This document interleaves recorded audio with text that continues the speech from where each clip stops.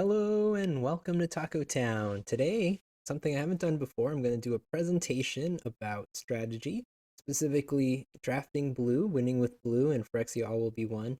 I've been having a lot of success with blue, and it's a much maligned color in the format. A lot of people avoid it, hate it, don't draft it. And then, of course, there are some people that I've seen also who have been finding ways to win with blue in completely different ways than I have, um, which is pretty cool. You know, they always talk about how draft is a self correcting thing. So if people are down on a color, it becomes more open. And therefore, if you can find the open lane and get into those colors that are less appreciated, you can put together some pretty good decks. And I think that is the case here with blue. Um, so yeah, let's get into it. So, how well has it been working with me? I'm gonna hide my head. Um, these are my last 7 events where I used blue, and Phyrexia all will be one. This is 17 lands data. Shout out to 17 lands. If you don't know about 17 lands, it's a great place to track your data, check out your records, look at the records and data for specific cards, and really everything, tons and tons and tons of information that you would ever need to know about Limited, you can find at 17lands.com. You can see I have 6 trophies in my last 7 events with blue, and a pretty impressive, not to toot my own horn, this is way beyond how well I usually do, 83.7% win rate. Um, you can see it was in Diamond and Mythic, and across several formats, right? I've done this in Quick Draft and Traditional Draft. You know what? It's funny, I don't have any Premier Drafts in here, but I think Traditional Draft and Premier Draft should be similar as far as drafting with humans. Um, Humans don't seem to like blue very much, and the bots also can let you into this strategy, as you can see from those records that I have. You know what's funny here, actually? I'm just noticing this. This isn't something I noticed before, but most of my quick drafts are blue red, and most of my traditional drafts are white blue. Or, well, 2 of them are white blue. And then there's one traditional draft that is blue red, splashing white. Anyways, so there might be something to blue red. Maybe red is more open with the bots, and then white blue is more open with humans. But small sample size, just a quick little thing that I noticed as I was talking through this. And then in case you were worried that I'm kind of fudging the data or something, I really am not. I'll show you my 17 lands data right now. I just cut out the non-blue decks, but I can show you all of the data here. So these are all of my drafts, and you can see I just cut out, they are the ones that aren't winning, but they are also the ones that aren't blue. White, green, 1-1, white, green, 1-3, black, green, 5-3. So I left in all of the decks with blue as the main color.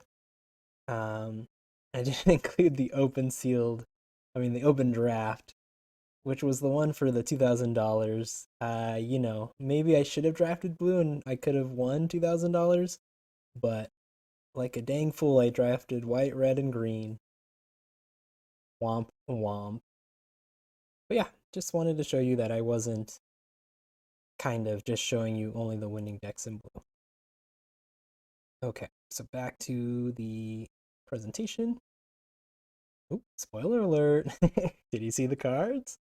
So, basic strategy for winning with blue is winning with aggro and tempo.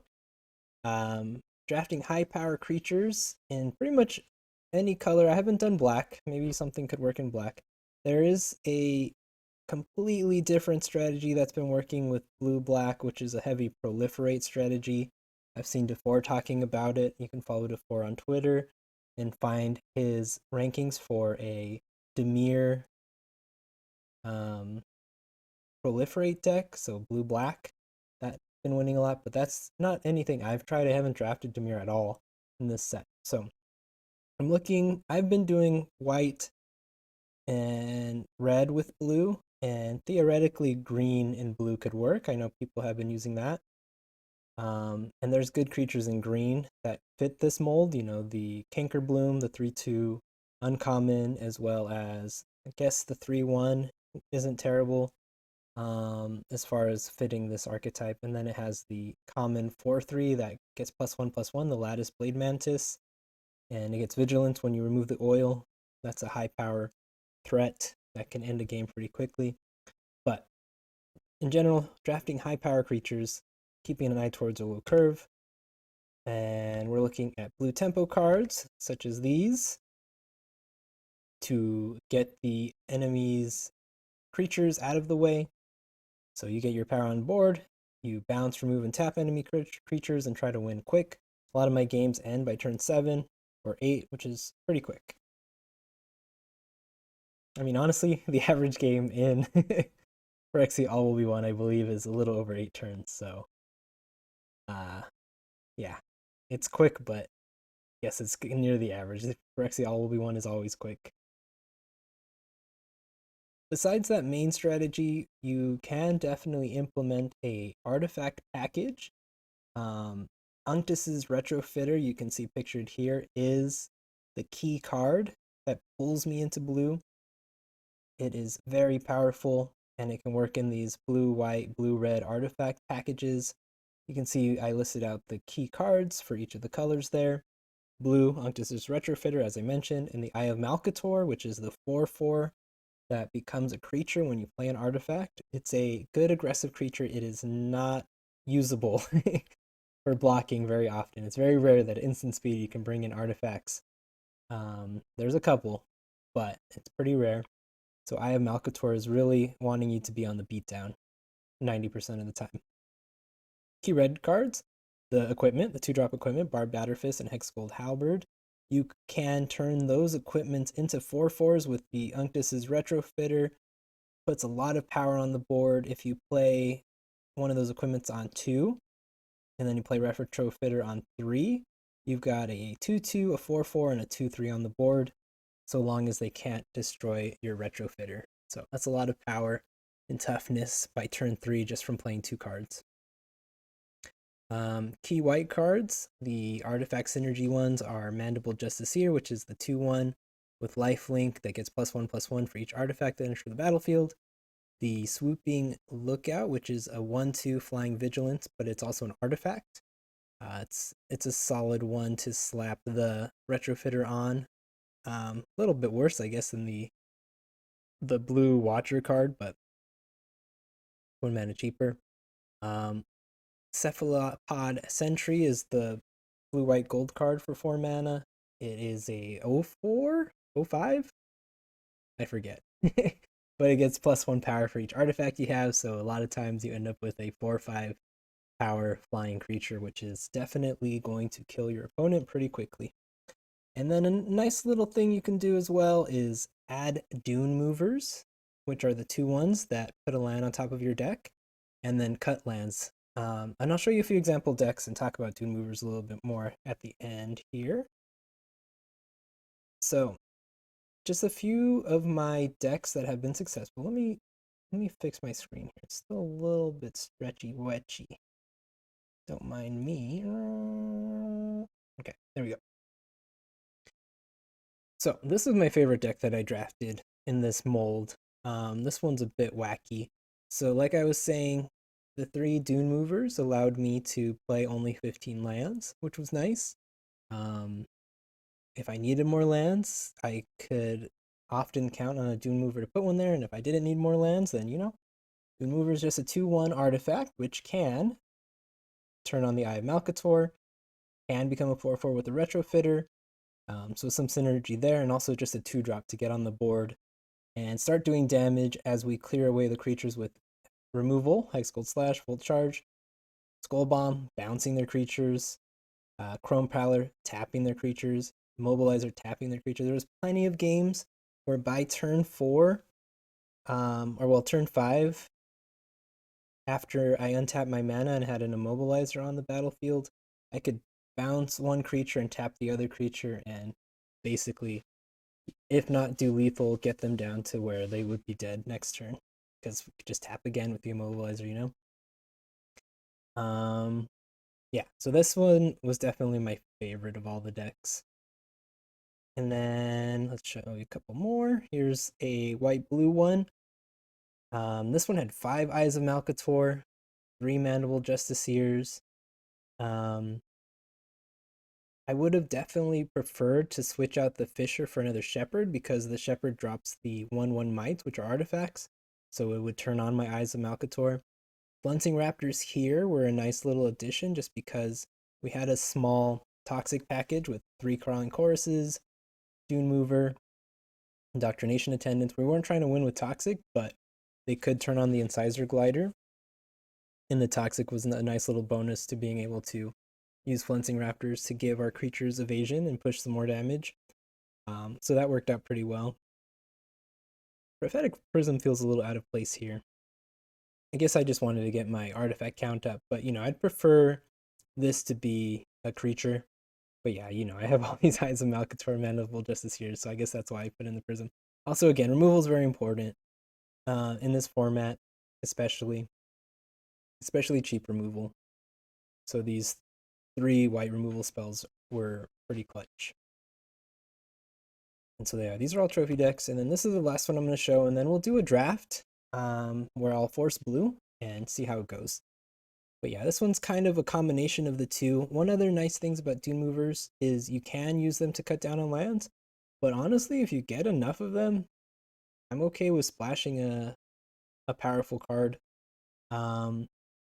Cephalopod Sentry, of course, because I have a lot of artifacts. Again, like I said earlier, super powerful, and it's an easy splash with the Dune Movers. I also got a Terramorphic Expanse. Those are the fixers that you really want. Dune Movers and Terramorphic Expanse. I had another deck very similar to this one where I splashed Kaido, the Planeswalker, blue-black Planeswalker. And I had Dune Movers, so it was pretty easy to fit them in there. Typically, I don't recommend splashing in an aggressive deck, but when your splashing sources are 2/1 creatures that are synergistic with the rest of your deck, whether it's because they have Toxic or because they have the artifact type, you can do it for especially powerful cards. Don't just go splashing willy-nilly, but if it's worth it, it's worth it. Yeah, so if you had any questions, please post them in the comments. I'm going to do a draft here. I'm going to force blue. And we'll see how it goes. Hopefully I can continue the success. Feels like it's working. You never know. It's a small sample size. Definitely part of it is variance, like the lucky side of variance. But I feel like there's something here that hopefully you can use and find some success because I've been having a lot of fun with it. These are fun decks to pilot. I like to be on the beatdown. I like to just figure out the way to push the most damage and end the game as quickly as possible. And these decks have really been allowing me to do it.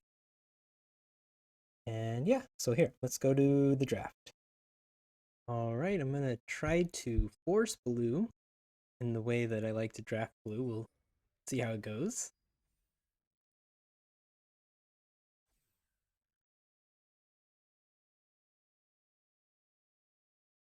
How's one draft's life looking? These keys filling up quick? Yes, they are. People still love limited.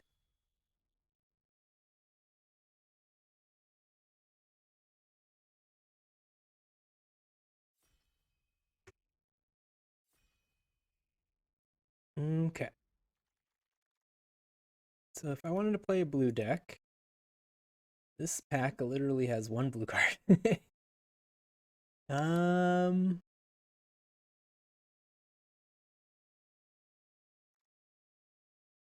this one's like a C minus maybe on my list.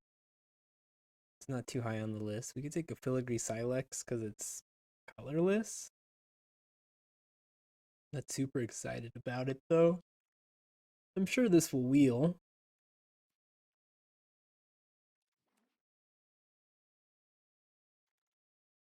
Okay, wow, there you go. um, this is the exact card you want to see when you're trying to draft blue. And then if this wheels, this is one of the best little combos. Make it a 4/4 Vigilance Flyer.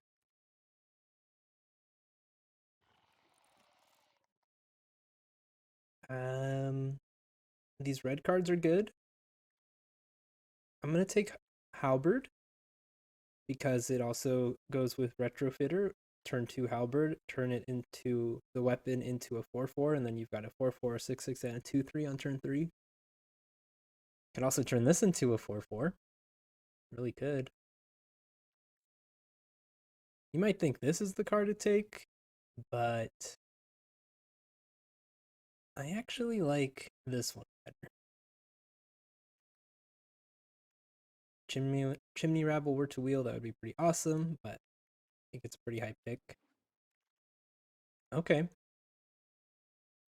So, one thing about drafting blue is you hope for the blue cards to wheel. I said I was forcing blue, but Chrome Prowler is a card I really want, but Hex Gold Halberd, again, same thing. We're trying to be aggressive. We need 2 drops.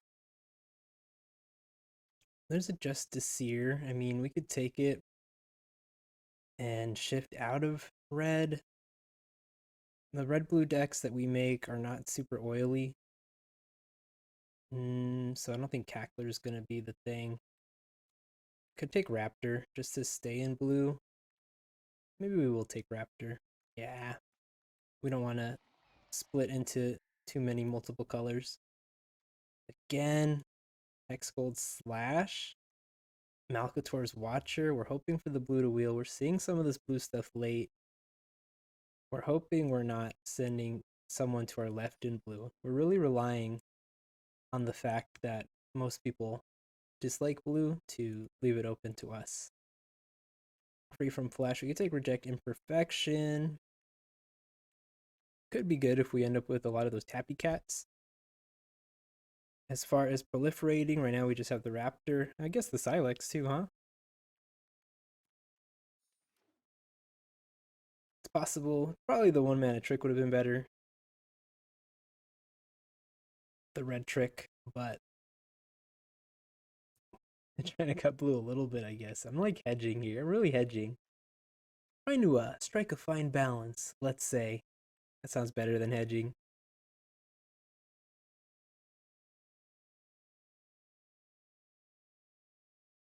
But so far, the cards we have, I like. This one's the least of my favorites.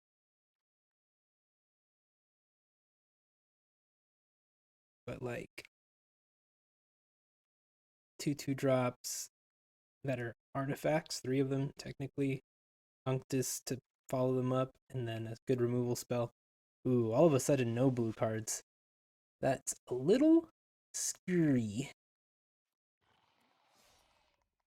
Honestly, I've never played a 4-Chamber Centurion in these decks, but could work. If we are super hyper aggro. Really should come in with an oil counter. I think it still wouldn't be amazing if it had an oil counter, but it's pretty bad because it has no oil counters.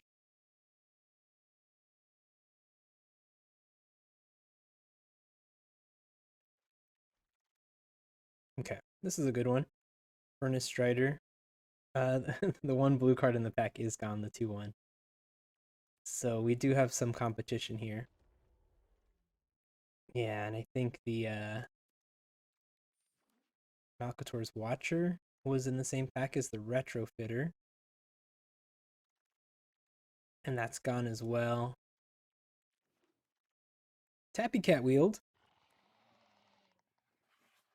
That's a good pickup. Synthesizer's kind of low on our list.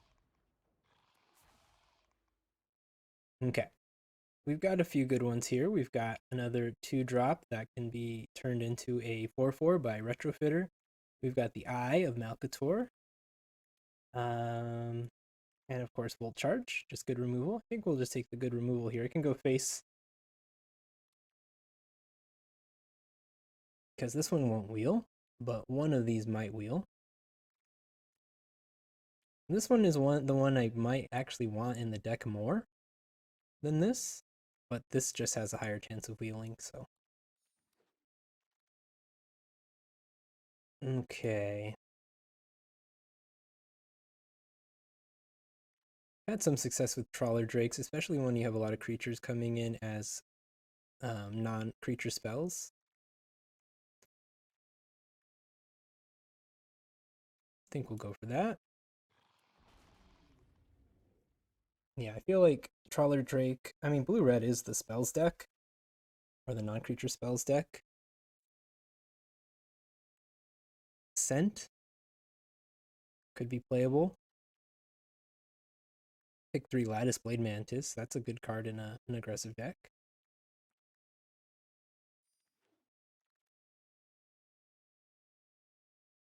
This is something that I would actually consider splashing, even though we're trying to play an aggressive deck.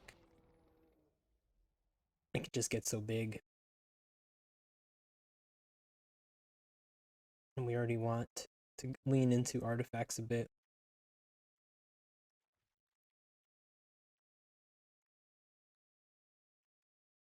We do want Dune Movers or Terramorphic Expanses. We don't really want Prophetic Prisms or Phyrexian Atlases.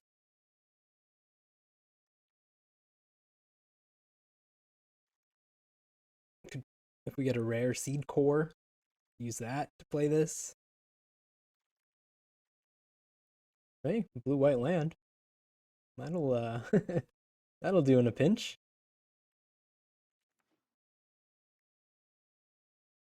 All right, we're gonna play a Jeskai deck here. An aggressive Jeskai deck. That's the plan now.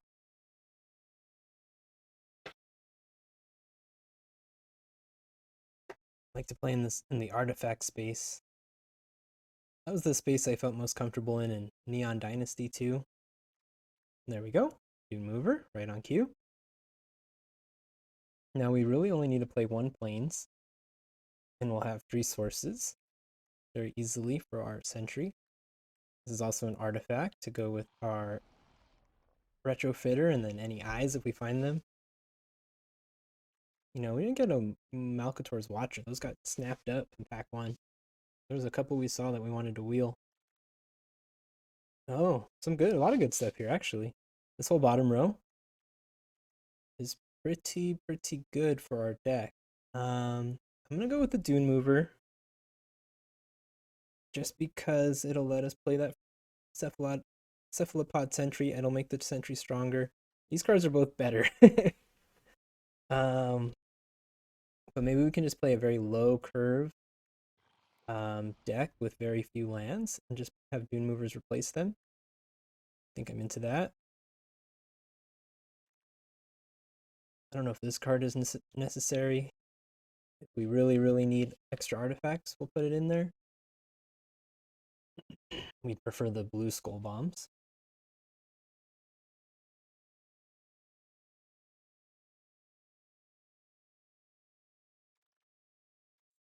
Nothing really for us here. Scamp isn't nothing, but it's not quite what we're looking for. Really don't play these lands too much. I'm gonna throw that here in the side. Oh, I wield. That's good. How many artifacts do we have now? 9. Yep, we're getting there. Aspirant Ascent. I don't think I want to play 2 of them. Another Ichor Synthesizer. We have a lot of equipment. Maybe we can play them and then build them up as our finishers while putting bodies on the board. I'm not going to play a Mirror Custodian. I'll just hate draft this, I guess. I don't know. Don't really need a hate draft. We're uncommon drafting to get our vault progress up. Okay.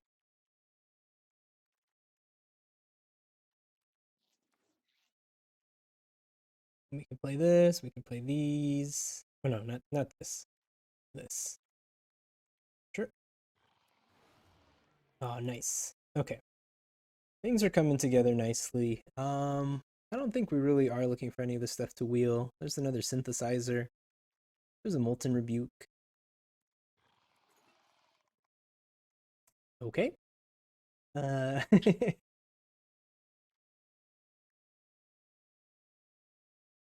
I guess we take the Planeswalker, huh? I'd be happy with this pack just had Barb Batterfist and Hexgold Slash. It's also Chrome Prowler. Jeez, didn't even notice that. And it's one of my favorite cards. But we'll take the Planeswalker here and hope one of these three things wheel. Okay. We're not in the market for Prophetic Prism. We want to affect the board, and we already have 3 fixers for the Sentry. It is an artifact, but it doesn't affect the board. You take a Mesmerizing Dose. It's a little bit clunky because it takes 2 blue.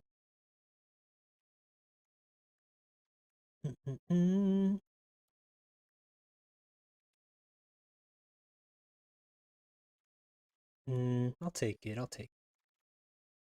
Wow. Oh man, red is super open. Um, I know this is supposed to be a video about drafting blue, which we're doing. It's tricky. Rebel Salvo. Rebel Salvo's the pick, right? We've got halberds. We want to get more. Fuseling's really good though. Red white rare. I don't think we'd even really want to splash that. It's plus X, or X is the number of equipped creatures you control. You can just rare draft it, or we could take this Shrapnel Slinger, but we're getting pretty good on playables.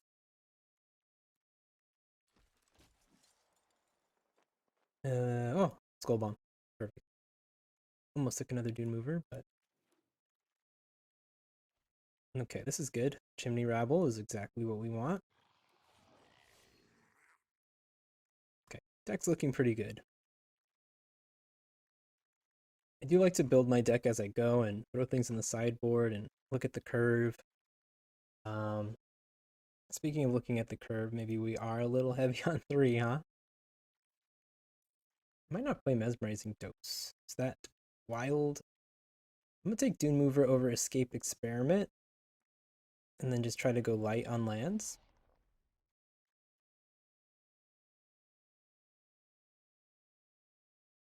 They turn on our eyes, they can be beefed by the retrofitter. One thing we did miss was the 2 Watchers, unfortunately. What's our non-creature thing look like? 10?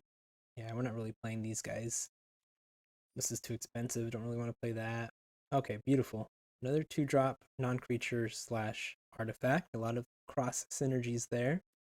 And also has 3 power, which is something that I really like. And I'm not high on escape experiments. We do have 12 artifacts. This will put us at 13. And we will play fewer lands because we do have 3 Dune Movers.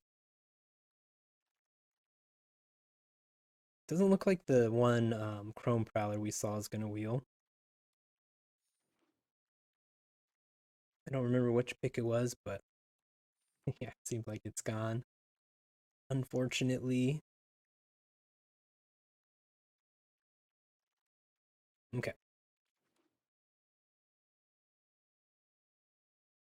Yeah, this is pretty much right in line with what I look to draft when we're drafting these aggressive blue decks. An artifact package is common. I'm gonna drop a mountain. I think we might even just play with the 3 Dune Movers. I think we could get away with 15 lands. We want to be a little bit extra spicy. Don't know if we need Aspirant's Ascent. Is there a card we bring in place of it? Yeah, like some of our biggest threats have evasion. I mean, really, it's just Cephalopod Sentry I'm talking about when I say that. Oh, Trawler Drake too. And then what's our color ratio? 9-9. Okay. We got an island because we got the Sea Chrome Coast. Bring in. We're not really beefing its power up. Plonk. We want to play Filigree Silex.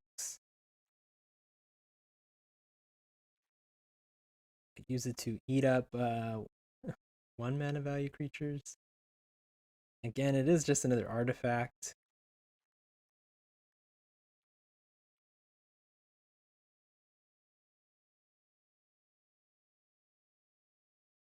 Okay.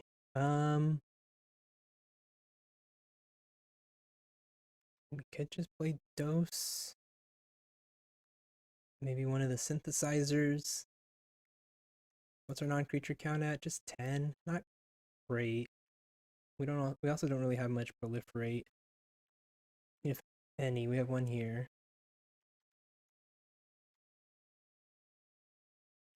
That'd be one more proliferate and one more non-creature.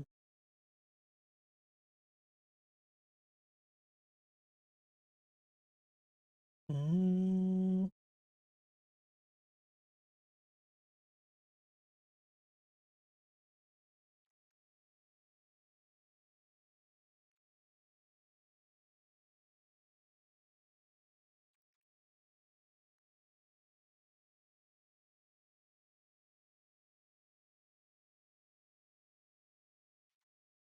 Okay, one of them doesn't quite fit into the game plan. I mean, maybe we're just better off with the combat trick. And then how many creatures do we have? We have technically 15. Just 15. It's not amazing for making combat tricks sing. Okay, we'll bring in the synthesizer. All right, yeah, that's the deck. Let's play some games with it and see how it works. Maybe just a couple of games for this.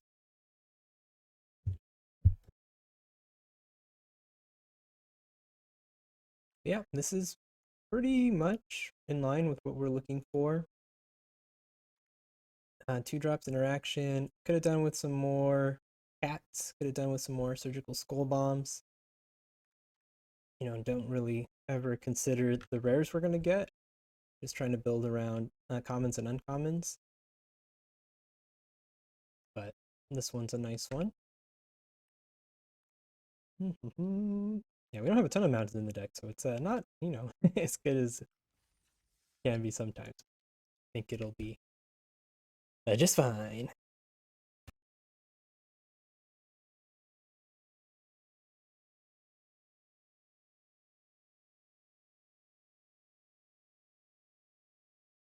Okie dokie.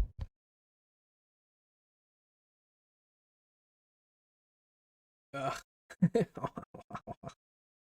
No dune movers, no blue in our opener. We could be the risky keep with surgical skull bomb, cracking, looking for stuff, but it's definitely not ideal. We do have 2 of our best cards. I'm gonna mulligan though. Okay, yeah, here we go. Here we go. See if we draw another mountain. Otherwise, because I want to look for the plane since there's only one of them in the deck, but we need the second mountain for this guy.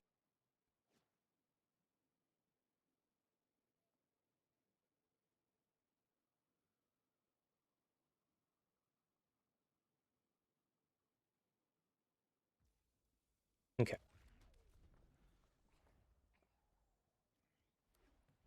If we draw a land, we play Halberd. If we don't draw a land, we play Dune Mover. Yep. Unfortunately, now we've got both.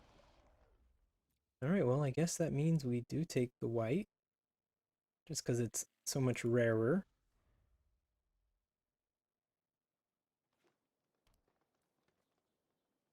We do offer the trade here. I'm okay with, I mean, we'll see what else they play, but I'm okay with trading a Dune Mover for a Sinew Dancer. That's an annoying card on 2. I hate that. I hate it so much.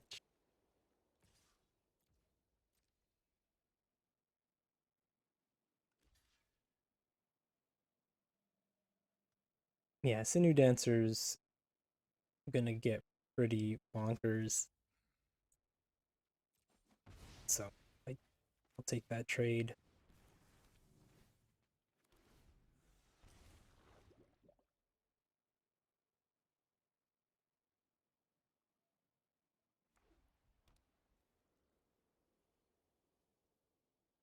Not playing anything. A fishy. Okay.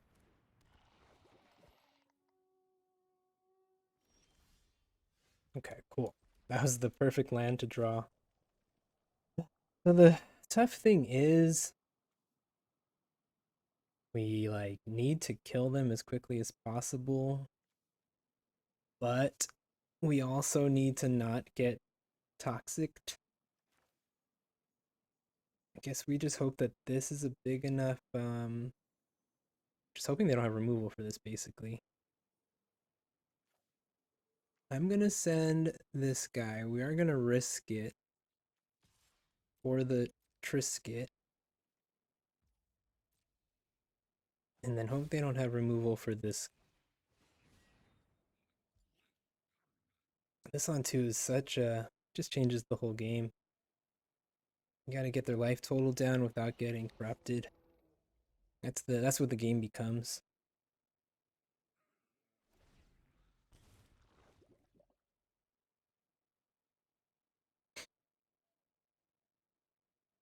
I mean, if they have removal for Sentry here, it's pretty much game over.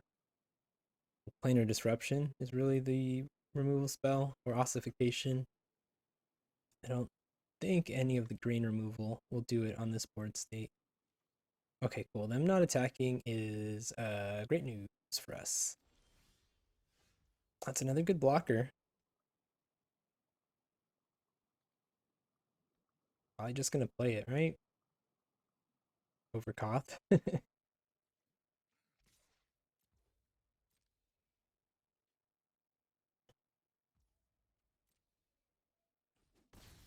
Okay. So yeah, typically I do want to be the aggressor in most matchups, but we're just trying to play the game of not getting corrupted so they can't get lifelink on all of their toxic creatures. That's really the name of the game right now.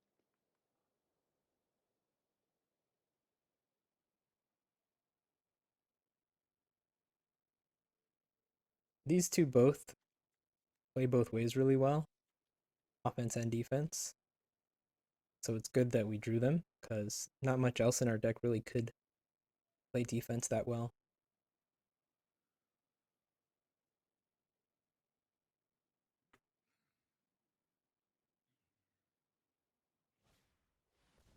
Okay, they're gonna bounce a land.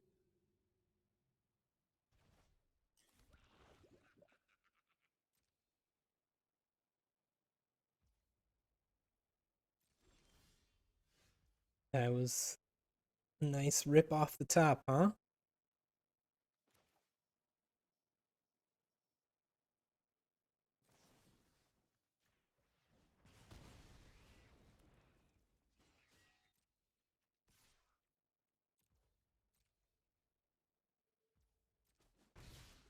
All right.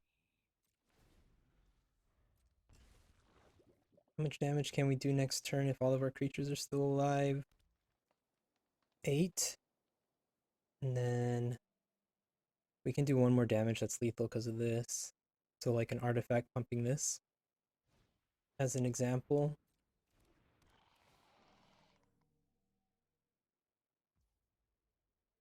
Mm, Can't we just zap it and say nah? We could have waited for them to declare attackers, I suppose,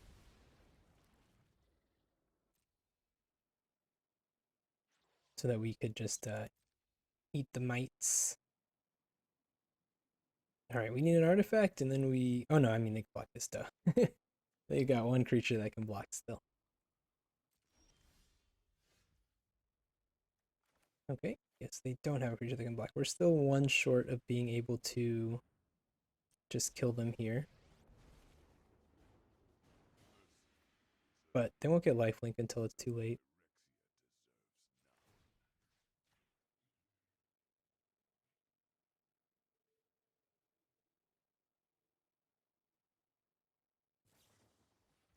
Oh no.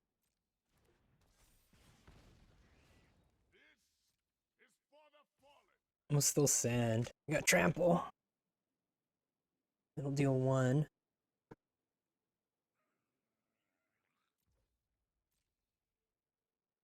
Or 2. I mean, they probably don't block, right? Okay.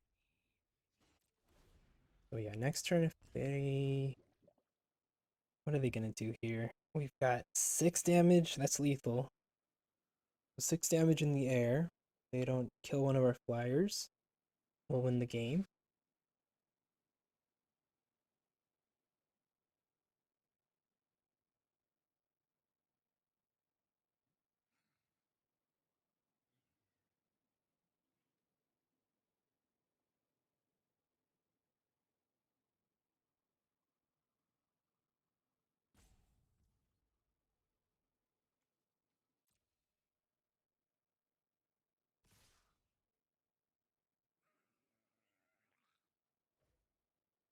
We're gonna block. I mean,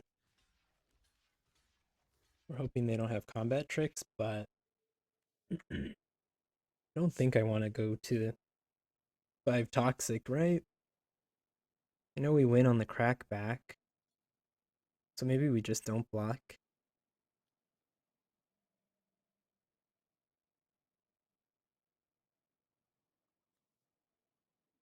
I'm gonna block. Feels safer.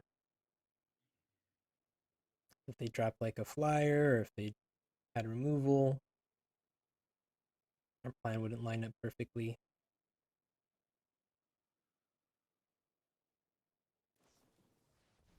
Okay, so yeah, they did have removal.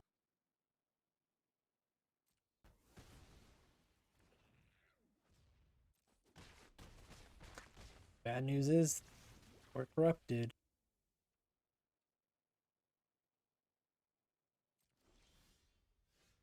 Hmm.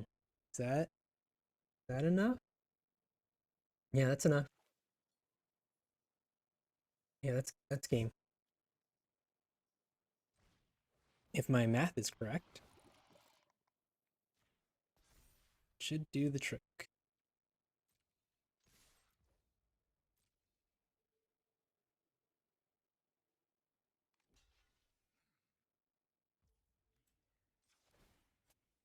That was a pretty nice draw.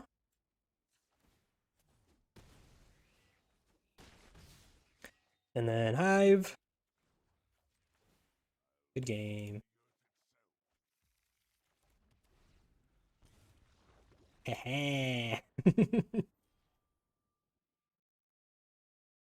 All right, I mean, that's the gist of it.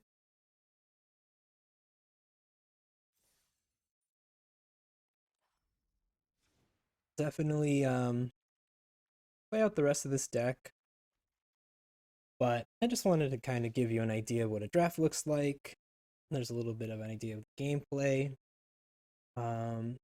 Most games we're hoping to not be on the back foot, and we're hoping to just kind of curve twos and these guys, and then just finishing them off with the big stuff. Clearing blockers with the Chrome Prowler, bringing in big power with Eye of Malcator, Retrofitter. But yeah, when you see the Skrell's Hive, it really changes the script. Alright, anywho, if you have any questions, post them in the comments. And yeah, thank you all for watching. This has been a magical night. It ain't trying to hear what I'm kicking in his ear. Neglect it for now, but yo, it got to be accepted. The what? The life is hectic. I'm so tired. Sheep are counting me. No more struggle. No more energy. No more patience. You can write that down. It's all too crazy. I'm not sticking right.